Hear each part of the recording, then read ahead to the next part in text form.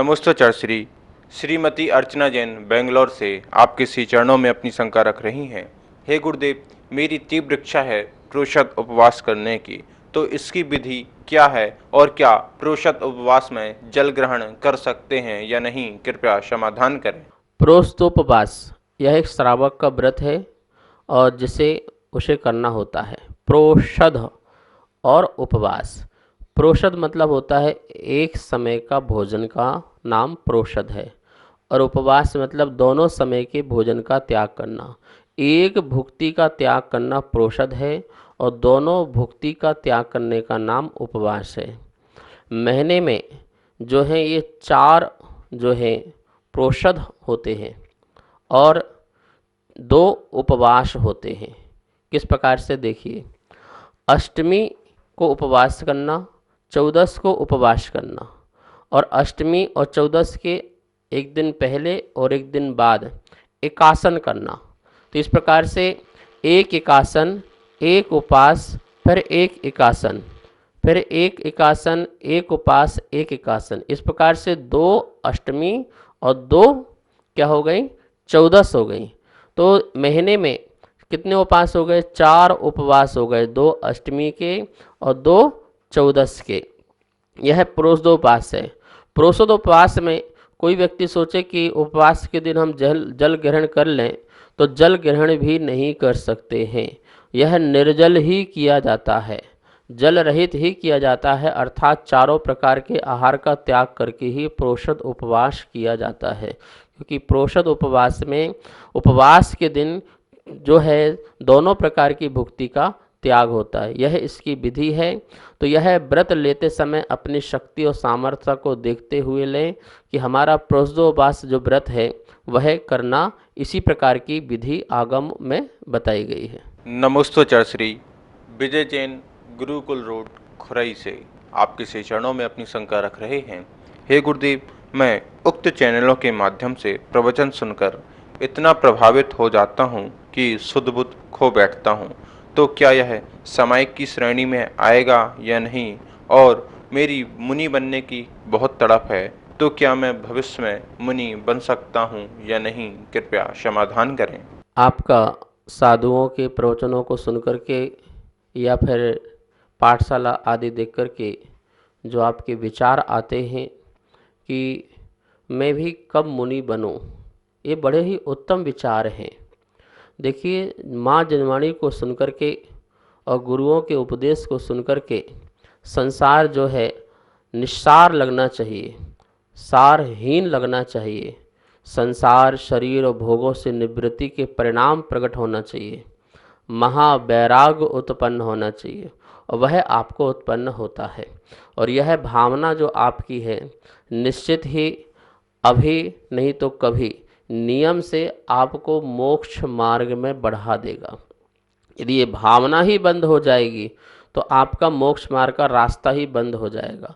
तो ऐसा वैराग और ऐसी भावनाएं आपकी उपस्थिति रहना चाहिए।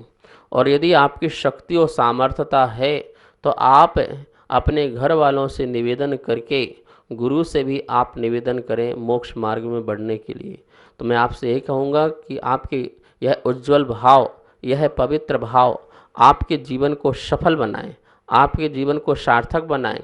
और जब तक जीवन सफल ना हो जाए तब तक इसी प्रकार से स्वाध्याय करते रहें और गुरुओं की संगति करते रहें, गुरु के सद्वचन सुनते रहें। कभी न कभी तो हमारा और आपका जीवन जो है जरूर ही मोक्ष मार्ग में लग जाएगा। महानुभाव, यह उस काल की सामायिक है। सामायिक मतलब आपकी विषय भोगों के प्रति क्या हो गई, उसके प्रति तो आपके रागद्वेष समाप्त हो गए, लेकिन आपका विकल्प जो मोक्ष मार्ग की ओर लगा हुआ है इसे हम जो है सामायिक कह सकते हैं।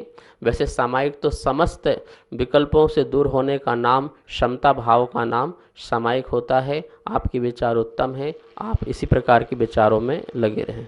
नमोस्तोचार शोभित जैन मड़ावरा से आपके श्री चरणों में अपनी शंका रख रहे हैं। हे गुरुदेव, सम्यक दृष्टि जीव को अन्य दृष्टि प्रशंसा नाम का अतिचार कैसे लगता है, कृपया समाधान करें।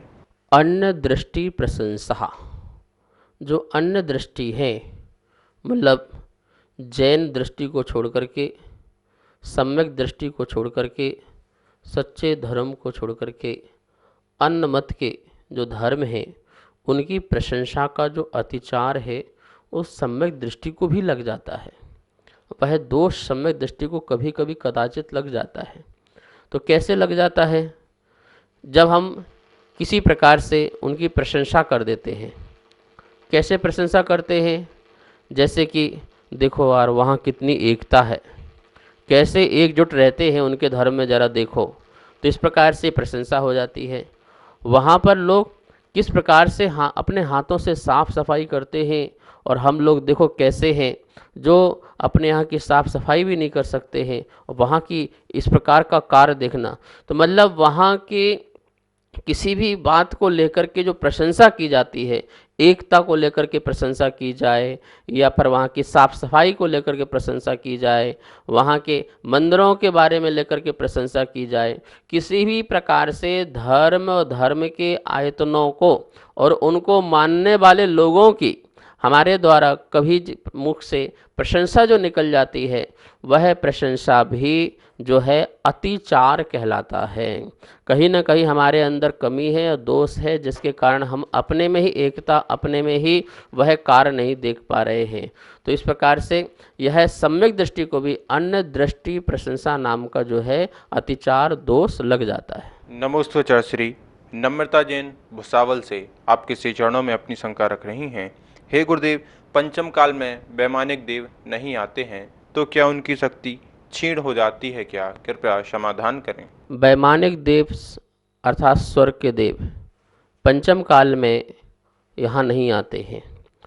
तो ये नहीं आते हैं तो उनकी शक्ति क्षीण हो जाती है, ऐसा नहीं है। देखिए, अपने इस पंचम काल की कर्मभूमि के स्थान को छोड़ करके तो वो सब जगह जा रहे हैं, सभी जगह पहुंच सकते हैं। ढाई द्वीप में कहाँ कहाँ सब जगह पहुंच सकते हैं। सिर्फ वो यहाँ के पंचम काल में जो स्थान है, अपना काल का परिवर्तन चल रहा है, उस कर्म भूमि में नहीं आ रहे हैं। इसमें देवों की शक्ति क्षीण हो गई हो, नष्ट हो गई है, ऐसा नहीं है। पंचम काल में रहने वाले जो मनुष्य हैं, त्रियंच हैं, उनका पुण्य क्षीण हो जाता है। उनका इतना तीव्र पुण्य नहीं है कि जिससे देवी देवता भी आकर के तुम्हारा सहयोग करें। हाँ, भवनवासी व्यंतर के तो आ सकते हैं, लेकिन स्वर्ग के जो वैमानिक देव हैं, स्वधर्म इंद्र आदि जो हैं, वो यहाँ पर नहीं आते हैं। हमारा निश्चित ही हम लोगों का पुण्य क्षीण हुआ है। यह पुण्य क्षीण होने के कारण ही वह यहाँ पर हमें साक्षात दिखाई नहीं देते हैं। तो हम ये ना कहें कि देवों की शक्ति क्षीण हो गई और उनका उपयोग ही नहीं जाता है। हमारा पुण्य होगा तो उनका उपयोग जाएगा। जैसे आपका पुण्य का उदय है तो व्यक्ति सहायता करते हैं, पाप का होता तो नहीं करते, बुद्धि काम नहीं करती है। ऐसे ही उनकी बुद्धि काम नहीं कर रही है हमारे पाप के उदय के कारण, इसलिए वो यहाँ पर नहीं आते।